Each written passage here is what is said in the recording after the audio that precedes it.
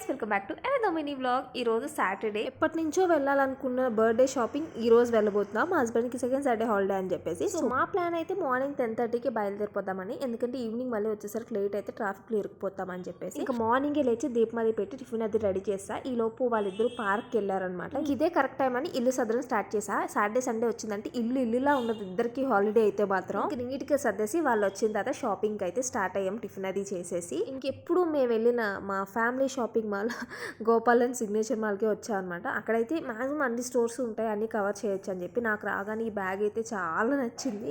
మా ఆయనకి అదే చూపిస్తున్నా, బ్యాగ్ బాగుంది కదా చూడండి అంటే వచ్చి ఓపెన్ చేసి చూస్తున్నారు. బట్ ఓపెన్ చేసిన తర్వాత దాంట్లో ఒకే కంపార్ట్మెంట్ ఉంది, కనీసం జిప్ కూడా లేదు.